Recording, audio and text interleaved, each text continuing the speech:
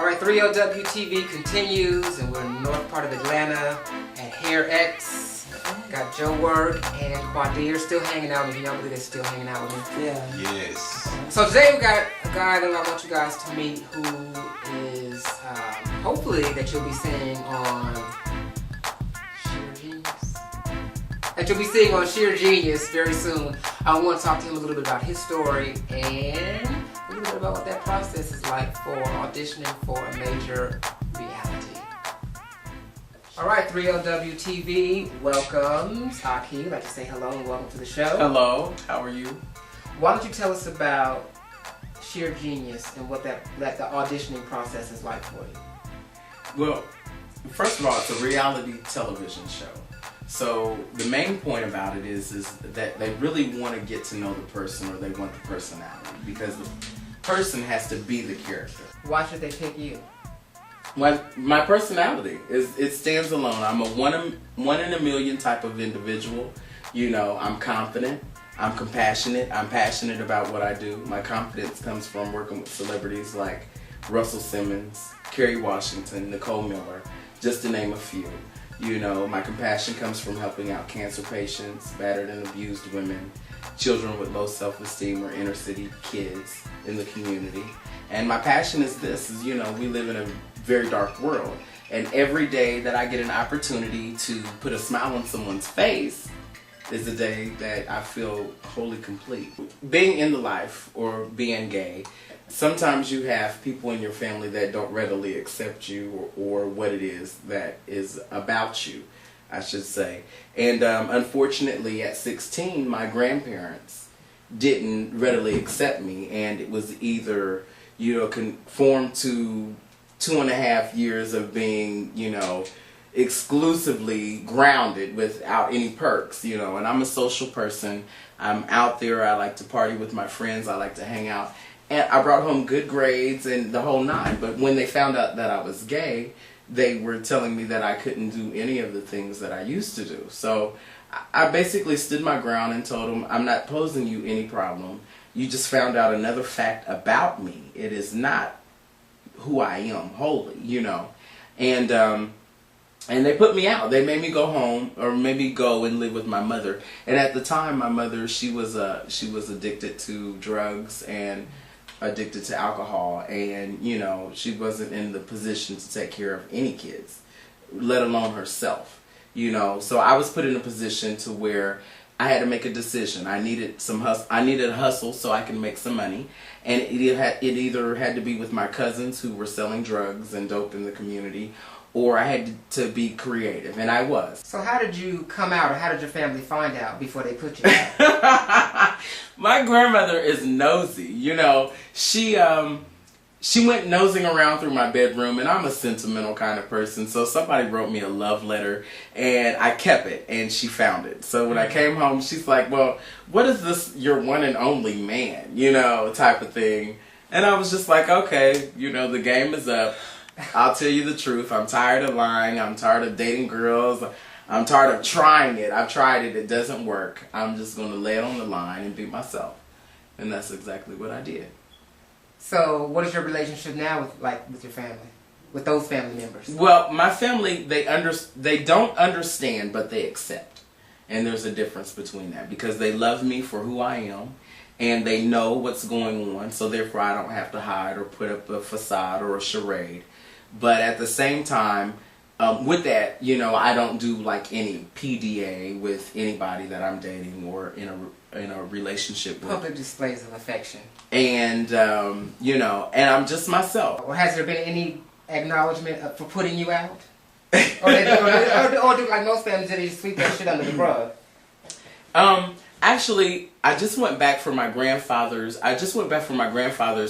funeral about 2 weeks ago.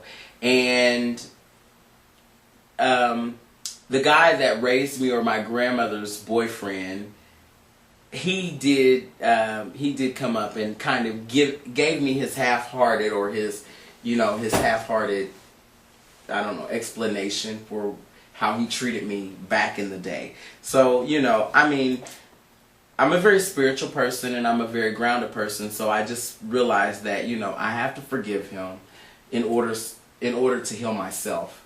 And I did that. And I told him that everything was fine, you know. So, yeah, I guess to your answer, yes, he did apologize in his way.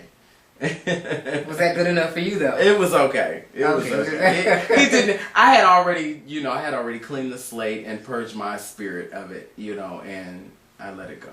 How do you become a celebrity stylist? I'm sitting at home. I've been put out. I'm living with my mother who has some issues. I'm trying to be creative and express myself. How do I go from that to actually getting in somebody's weave or whatever it may be? Well, you know, something like a celebrity. You basically learn your craft. You learn whatever it is that you're in or you're involved with, and you know it and own it.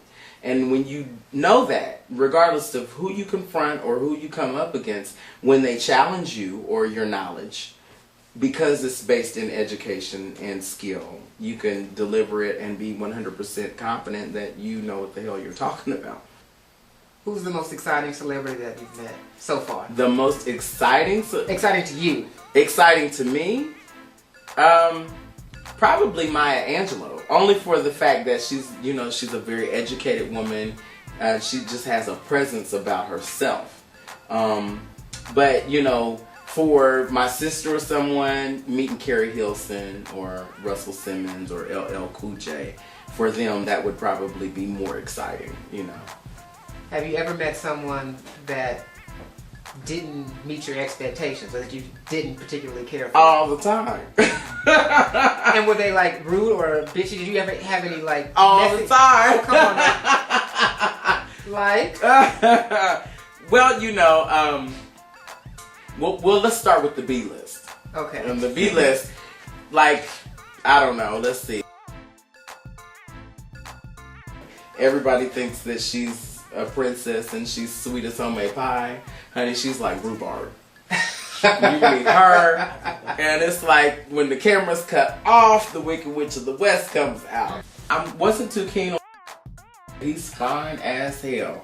But any 2 times you call up the makeup room and tell everybody get out because you don't want nobody to see you get your makeup done, there's an issue, you know. See, my experience have been totally different. Well, see, the thing about it is, you know, with the hip hop and that whole, you know, masculine role thing, you know, it's TV. You're in La La Land like the rest of them, right. And you get pimples like the rest of them.